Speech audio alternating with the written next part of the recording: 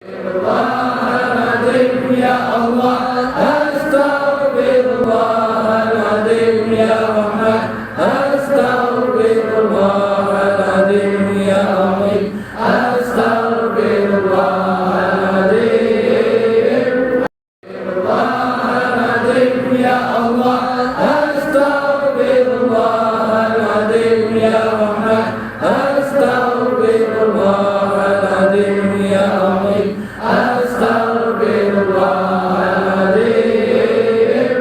Lagi ya Allah, kami menyesali ya Allah atas perbuatan ini ya Allah. Kami sudah terlena ya Allah, terjebak dengan godaan setan ya Allah. Angkat kenikmatan maksiat pada diri kami ya Allah. Cabut kenikmatan rokok pada diri kami ya Allah. Cabut kenikmatan berzina pada diri kami ya Allah. Angkat cabut kenikmatan berzina pada diri kami ya Allah. Kami tidak mau tergoda lagi, terjebak dengan godaan syaitan yang terkutuk. Wa qul ja'al haq wa taqal batil innal batila kana zahuqa. Wa qul ja'al haq wa taqal batil innal batila kana zahuqa.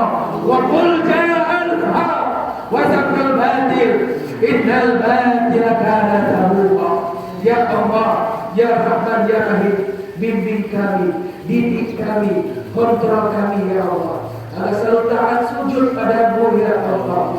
Kami mohon ya Allah, angkat kenikmatan maksiat pada diri kami ya Allah. Lindungilah kami ya Allah, agar kami selamat di akhirat nanti ya Allah. Agar kami tidak terjebak dengan dunia ini ya Allah.